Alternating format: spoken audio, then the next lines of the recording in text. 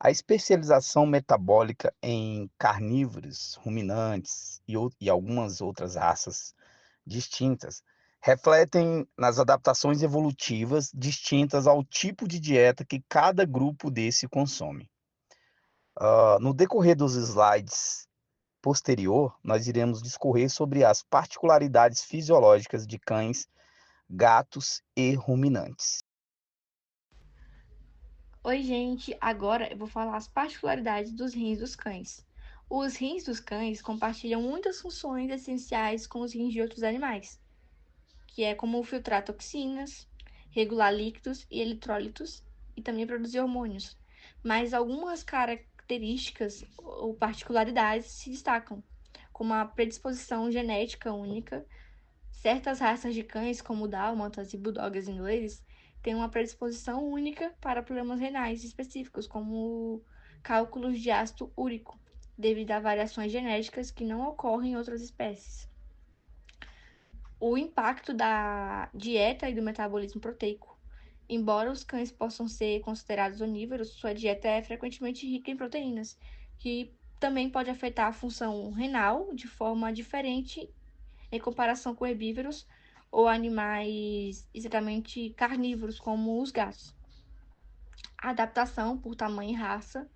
Os cães apresentam uma variação significativa no tamanho dos rins devido à diversidade de raças. É algo não tão observado em outras espécies. Por exemplo, raças maiores, como os dogs, têm rins proporcionalmente maiores e com capacidade de filtração adaptada ao tamanho corporal. Respostas diferenciadas a doenças também é uma particularidade dos cães, porque os cães podem desenvolver tipos específicos de infecções renais ou doenças como a leptospirose, que afeta os rins de maneira única e não é tão comum ou semelhante em outras espécies. E agora eu vou falar alguns sintomas relacionados a problemas renais em cães, que é o aumento ou a redução da ingestão de água. Beber mais água do que o normal ou evitar beber água pode indicar desequilíbrio renal.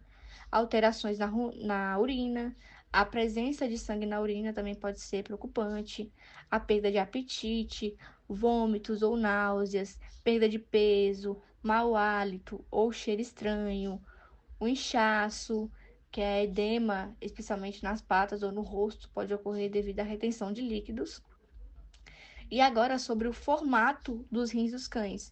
Os rins dos cães é em formato reniforme, em forma semelhante ao de feijão, que é uma característica comum dos mamíferos. Eles são constituídos por uma cápsula renal externa, que é uma camada protetora, e pelo parênquima renal, composto pelo córtex, da parte externa, e pela medula, que é a parte interna. Dentro dos rins, encontramos os néfrons, que são as unidades funcionais responsáveis pela filtração do sangue e a formação da urina. Ainda no formato dos rins, temos a localização. Os rins dos cães estão localizados na região lombar da cavidade abdominal. O rim direito está posicionado ligeiramente mais à frente do que o esquerdo, que é uma característica comum entre os mamíferos. É a vascularização. Os cães possuem uma rica vascularização renal, com as artérias renais sendo responsáveis pelo suprimento de sangue. A capacidade de filtração nos cães varia de acordo com a sua saúde e condição física, como nós já sabemos.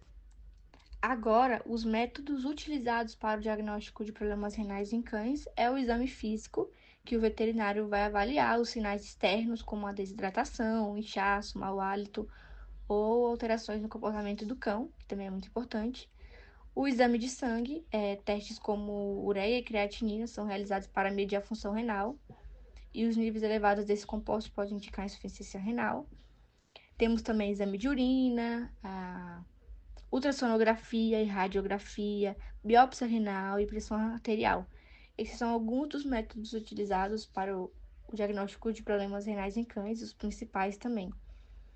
Essas são algumas das particularidades dos cães, dos rins dos cães.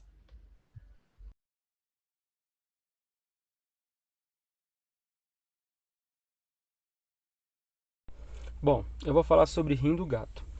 Você sabia que o rim dos gatos possui algumas particularidades em comparação com outros animais? Bem, uma dessas particularidades podem ser observadas na quantidade de néfrons presentes. Os gatos possuem apenas 250 mil néfrons, o que é uma quantidade bem pequena se comparado aos cães, o que tem cerca de 450 mil.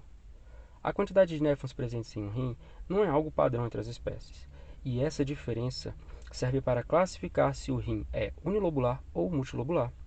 Outra particularidade é a motilidade, sendo mais móveis do que o dos cães. O rim esquerdo é capaz de se deslocar para frente ou para trás, saindo da sua posição anatômica. A aparência desse órgão é bem diferenciada, tendo formato parecido com um grão de feijão e com tamanho que varia de 2 a 12 centímetros, sendo relativamente grande. E sua coloração pode variar de vermelho vivo a um amarelo escuro.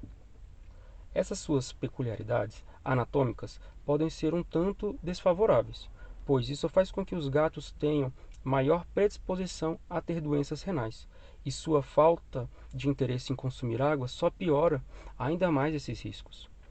Seu desenvolvimento renal na fase embrionária passa por três fases: pronefro, mesonefro, metanefro. No pronefro é o primeiro conjunto formado, que não é funcional em mamíferos. O segundo é o mesonefro. É a fase mais evoluída que ocorre por volta do 19º dia de gestação, sendo funcional apenas por um momento e depois ele é regredido. No metanefro é a terceira e última fase de desenvolvimento, sendo esta a forma permanente do rim. Com 58 dias de vida, seu rim já apresenta região cortical e medular, com estruturas delimitadas. O tamanho do rim do gato pode variar de acordo com a idade e sexo. Aumenta seu comprimento de acordo com o avanço da idade, mas pode variar de tamanho caso seja castrado. É um órgão indispensável para os gatos, pois é ele que faz o equilíbrio eletrolítico e elimina toxinas, também sendo responsável por controlar a pressão arterial e produzir hormônios. Isso significa que, se seus rins sofrem algum dano, isso representará um risco maior para ele do que para outras espécies. Então a dica é: disponibilize água limpa e fresca pela casa e, se precise, aumente o número de vasilhas para estimular a beber. Dê sempre ração de boa qualidade para evitar sobrecarga renal. Mantenha a caixa de areia sempre limpa e sempre faça check-ups semestrais. O diagnóstico precoce será sempre a melhor forma de prevenção.